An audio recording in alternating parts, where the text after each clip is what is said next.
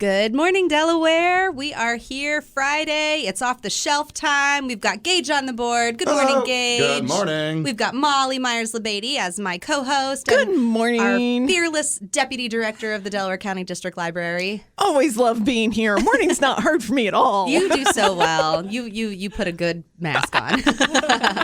And then our guest this morning is Miss Rachel Raush. She is the teen librarian at the Orange Branch Library. We're so happy to have you. Yeah, thanks. I'm really happy to be here. So stay tuned for the second half of the show. If you have a teenager, if you are a teenager, thank you for listening. And we're going to talk about some ways that teens get involved in the Delaware County District Library, including volunteering, or we call it something else. But you'll have to wait until the second half of the show. No spoilers. To figure out no what. spoilers.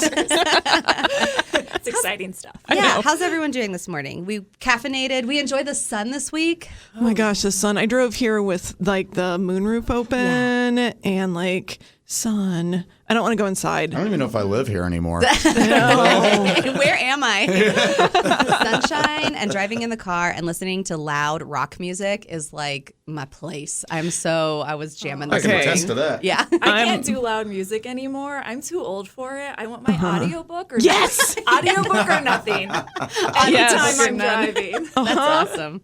Well, that is the perfect segue. Molly, do you have an audiobook or just a regular book? Oh, I have an audiobook for everybody. And I fell in love with this one. I read it way faster. It wasn't even the one I was going to talk about. I can't wait.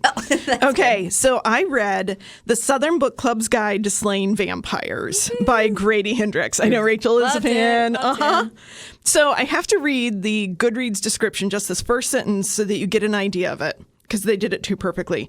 Fried green tomatoes and steel magnolias meet Dracula in this southern-flavored supernatural thriller set in the 90s about a woman's book club that must protect its suburban community. It is, okay. There's a lot happening there. It is so much. So we follow Patricia, who is sort of a stressed out housewife mom. When we meet her, her house is not up to par. Her kids are going crazy. Her son's reading Nazi literature for fun. Oh. Her daughter she can't even relate to. Her mother-in-law, she's finding out, who's been living with them, is going to live with them forever. Her husband just sort of tells her. Her husband's non-existent, and she is supposed to be leading the first of a book club. She walks into the book club, and she hasn't read the book. So the book starts with, I'm preparing to die. That's like, there's really not that much on the line. I think we've all been at that point in our lives where we've sort of been like, we've hit that straw where we're like, I can't do anything about it.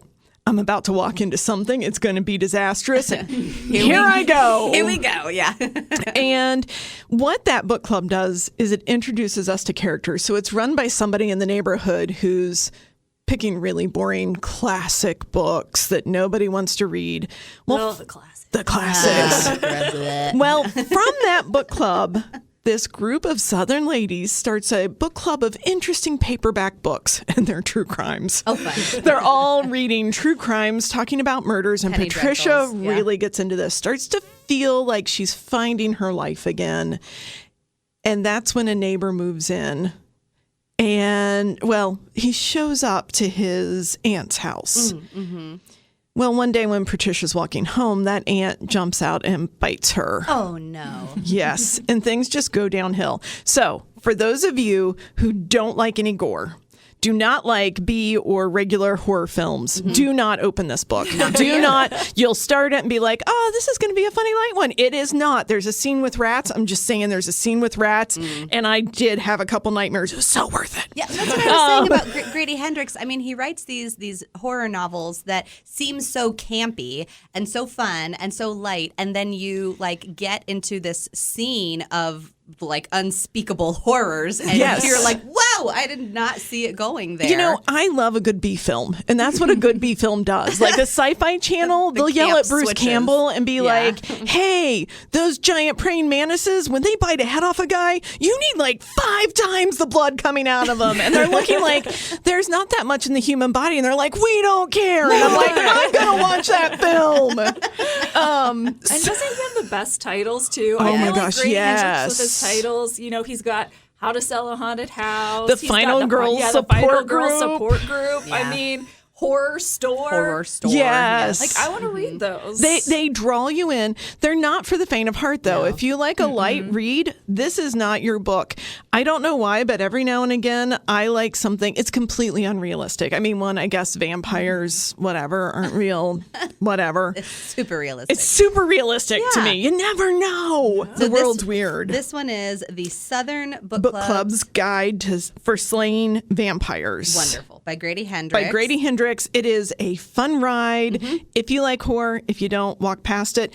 It's a good mix of humor, which I like. Yeah. The tongue-in-cheek, the dark humor, the undertone of humor where you're just like rolling your eyes at some of the characters. Right. So, but it's a lot of fun, and it really plays if you know that Southern trope, Right. that idea, and it's also the 90s, guys. It's the 90s. Fun. Where are the adaptations for his books? I- I mean, like, yeah. doesn't Oh, it seem right. like his books would lend themselves well He's to just too gory. The final, We gotta maybe? the Final Girls support group was turned into a TV show or a movie wait, or was something. it? It was that one because Oh. I saw that instead of reading that one. That's interesting because that book isn't that old. It that must isn't. have been quick. They were on it. I think it's a theme we're all like, what does happen to the final girl? Like if you think about all the girls who survive everything, like it's a fascinating sort of theory. Highly traumatized. There's a piece of art at the Columbus Museum of Art right now called The Final Girls, and it's just these pink bodies sort of walking away, and it's the idea of they all come together after their horrible murders and things. It's like an afterlife. It's fascinating to That's me. like the subject of the musical Six. Yes. All of them reunite in death. Why after not? King Henry. Rachel, what have you brought that you have read recently or are currently reading? So this is my plug because we are having Jeff Zentner come Yes. in July. Yeah. Jeff Zentner is a teen author, and I've been reading his catalog. He's only got 4 books out right now. But they're all amazing. They're all, I've read 3 of them. The one that I read most recently was Rayne and Delilah's Midnite Matinee. Okay. And so to kind of describe Jeff Zentner's books, they're kind of a teen coming of age where they're on the cusp of big changes in their life, or they've just had some big tragedy that they're trying to come to terms with. And his books kind of rip your heart out. Yeah. Yeah, I'm not gonna lie, they're tearjerkers. But in Rayne and Delilah's Midnite Matinee, that was really his first book that I've read that I was like, Jeff Zentner is funny. Yeah. I was laughing out loud when I was reading this book. And the premise is there's these 2 teenage girls who are just about to graduate from high school, and they have spent a good portion of high school hosting a public access horror show where they show they dress up as characters, these vampire sisters. They show an old We did not horror plan movie. this. No. We did not at all plan this. Vampires. Oh, right, vampires. But the book isn't about vampires. No. And then they show old B movies, horror movies, and they do commentary and skits throughout. So it's supposed to be kind of funny. And as, high school's coming to an end, are they going to keep going with the show? Are they going to, move on? But it's very funny, very cute. And just anything by Jeff Zentner, since he is coming July 8th Yes. to Liberty Right. Branch Library. Yes. I would just highly recommend. He's a great writer, but have your tissues with you because he knows how to really. He really give you does. the Yeah. I read The Serpent King I did the as well. day it Yeah. came out. And Yeah. I was on a streak of a lot of YA novels at that point.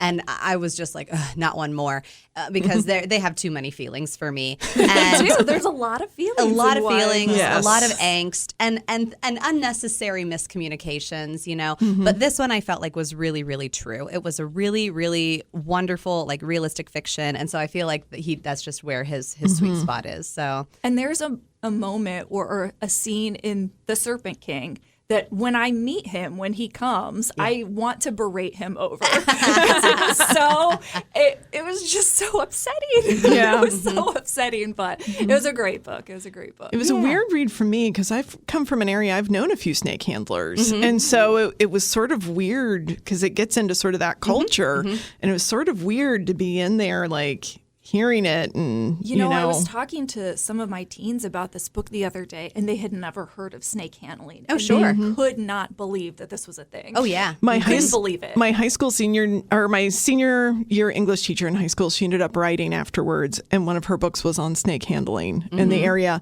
And she went out and met people and got involved, trying to learn about it. And it was eye-opening to read. Yeah. We'll have to have you back again, Rachel, and you can talk more about Jeff's other books before he comes in July. Yes, I would love to. Well, at that, we're going to take a break. I'm going to talk a little bit on the other half of the show about a quick update that you're going to want to know if you are an ebook and audiobook reader. Yes. But in the meantime, we're going to take a quick break, and we'll see you on the other half. So stay tuned. Well, thank you, Gage. Welcome back, listeners. We have Molly Meyers Labadie here. Hello, hello. Hello, hello. And our guest today is Rachel Raush. She is technically a youth services librarian with a teen focus. Yes. At the Orange Branch Library. Hi, Rachel. Hello.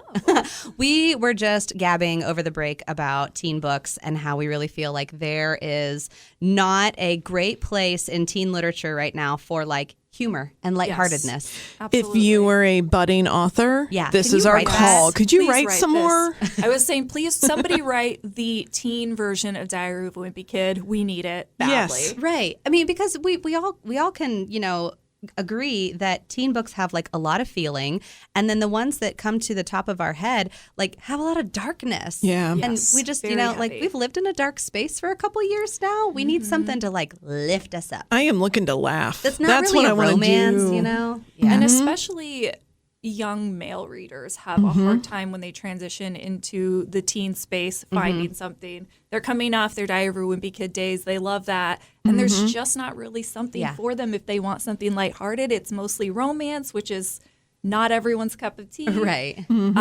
So if you're out there Yeah. aspiring authors, this is the hole. This is what we need. When we've had young adult authors visit, we had Jason Reynolds visit, and he that was his story. He was like, I was reading all these books that I didn't Connect. see myself in, and so I wrote them, which is great. But his past is also a little bit dark too. We do have a couple. I just remembered Gordon Corman.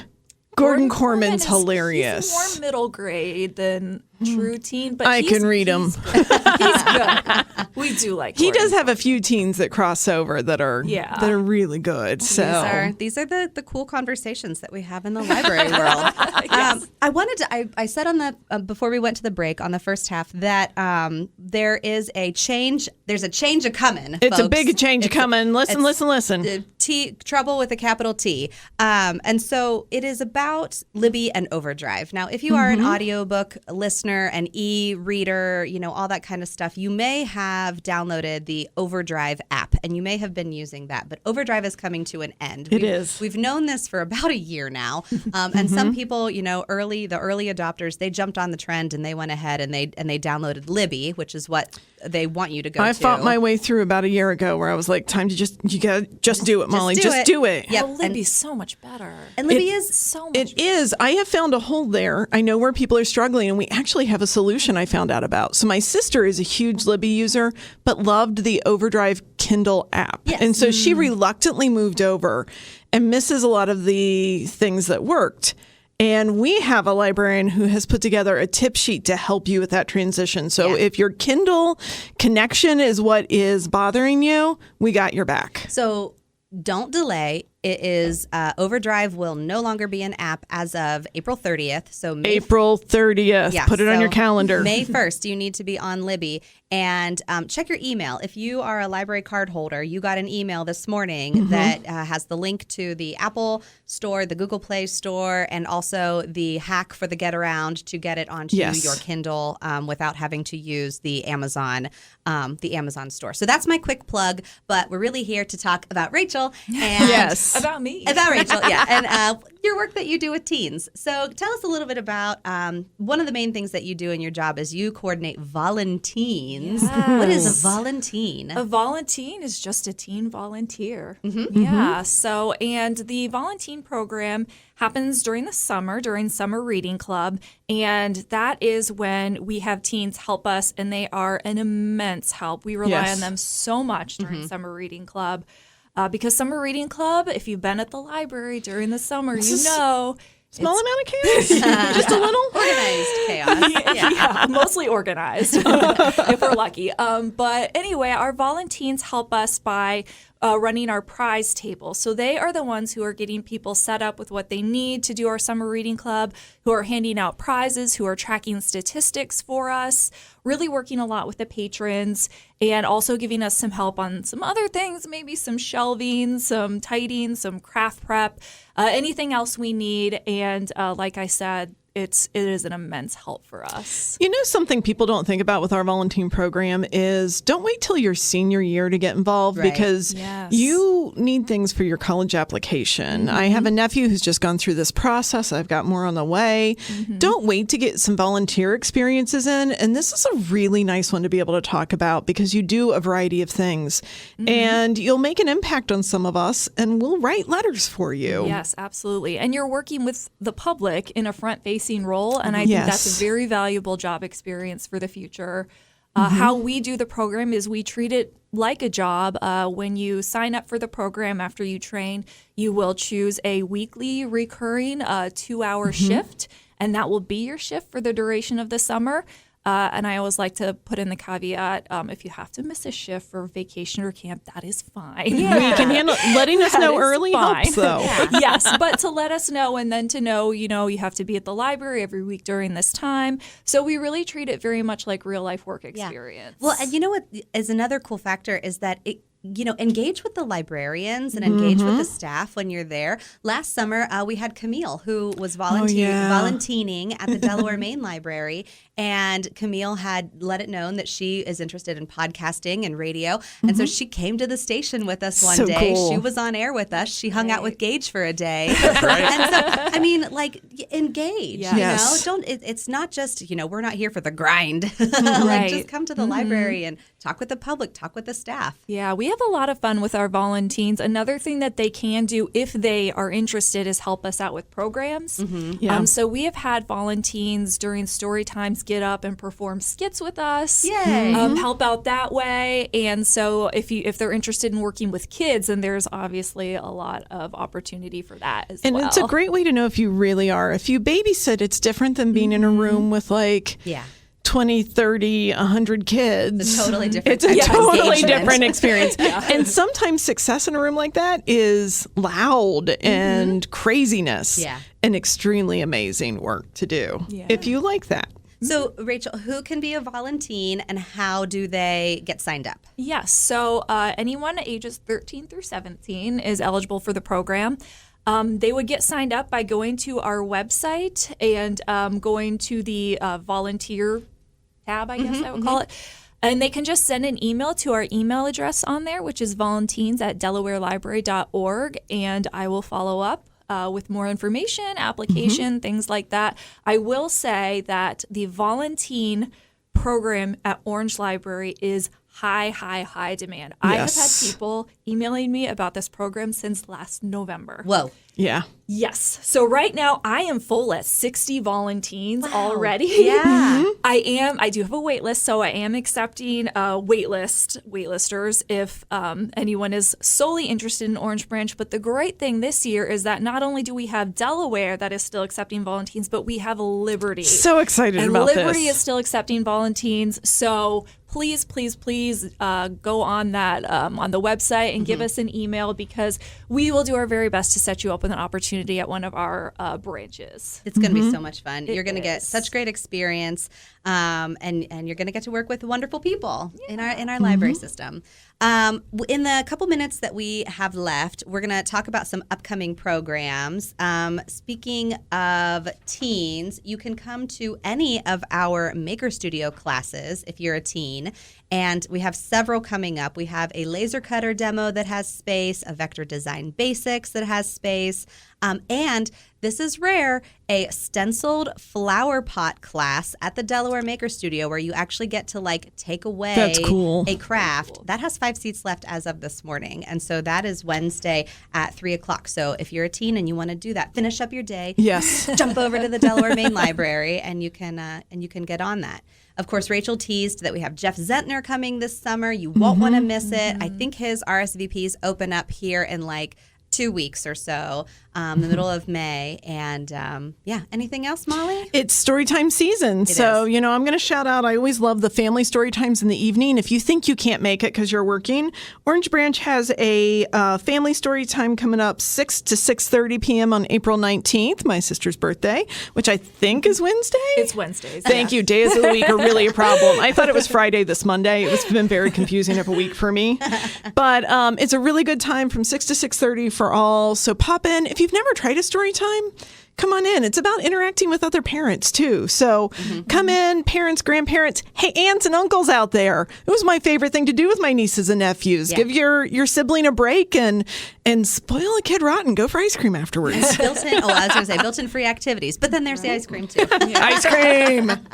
Awesome. Well, thank you, everyone, for your help. Gage, thank you on the board. Of course. Molly, thank you for being a wonderful co-host. Always happy to be here. And Rachel, we loved having you as a guest today. Thanks for having me. It's Come fun. back anytime. Of course. All right. Until next time, we will see you in the stacks.